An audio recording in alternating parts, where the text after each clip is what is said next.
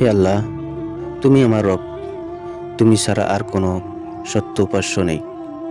তুমি আমাকে সৃষ্টি করেছ, আর আমি তোমার বান্দা।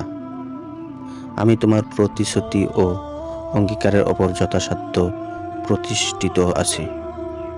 আমি যা করছি তার অনিষ্ট হতে তোমার নিকট আশ্রয় চাচ্ছি।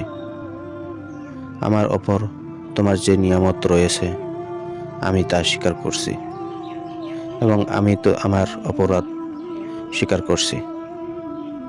তাই তুমি আমাকে ক্ষমা করো। নিশ্চয়ই তুমি ব্যতীত অন্য কেউ পাপ ক্ষমা করতে পারে না। হে আল্লাহ, আমাকে ক্ষমা করুন এবং আমার ওপর রহম করুন। আপনি তো সর্বশ্রেষ্ঠ ক্ষমাকারী ও রহমকারী। মহান আল্লাহর নিকট আমাদের সকলকে ক্ষমা চাওয়ার দোয়া আমল করার তৌফিক দান করুন। আমিন।